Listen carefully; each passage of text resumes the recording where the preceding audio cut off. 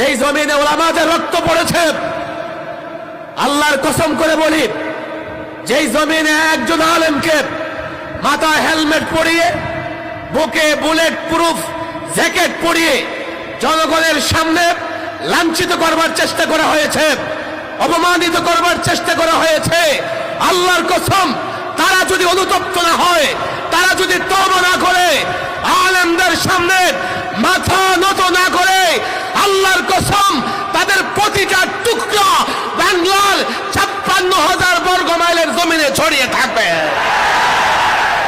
পরিষ্কার বলছে, পরিষ্কার বলছে, আমরা প্রতিশোধে বিশ্বাসী নই, আমরা প্রতিশোধকামী নই।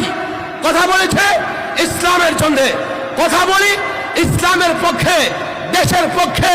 রব্বে কাবার কসম, আমাদের বিরোধিতা করলে তোমাদের অস্তিত্ব থাকবে না।